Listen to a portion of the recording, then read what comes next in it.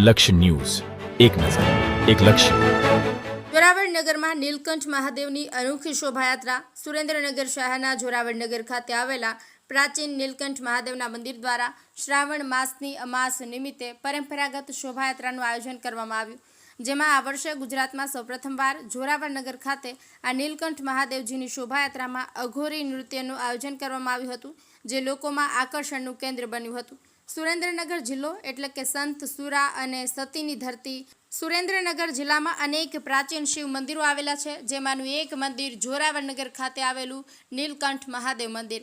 આ નીલકંઠ મહાદેવ મંદિર અંદાજે 90 વર્ષ કરતાં વધુ પ્રાચીન મંદિર છે અને શ્રાવણ માસ દરમિયાન અહીં વિવિધ ધાર્મિક કાર્યક્રમોનું આયોજન પણ કરવામાં આવે છે.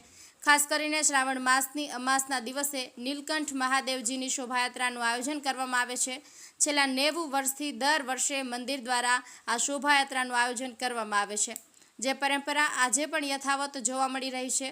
અમાસના દિવસે નીલકંઠ મહાદેવ મંદિરથી યોજાતી આ શોભાયાત્રા જોરાવરનગરના મુખ્ય માર્ગો પર ફરે છે અને શહેરના તમામ લોકો શોભાયાત્રાના દર્શનાર્થે ઉમટી પડે છે.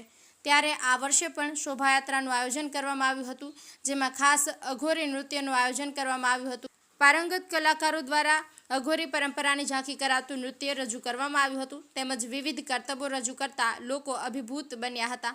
અઘોરી પરંપરા જોવા માટે મોટી સંખ્યામાં લોકો ઉમટી પડ્યા હતા. સામાન્ય રીતે જૂનાગઢ અને કુંભ મેળામાં અઘોરી પરંપરા જેવા મળતી હતી, ત્યારે જોરાવરનગર ખાતે શોભાયાત્રામાં અઘોરી નૃત્ય લોકોમાં આકર્ષણનું કેન્દ્ર બન્યા હતા. બ્રિજેશ ત્રિવેદી, સુરેન્દ્રનગર.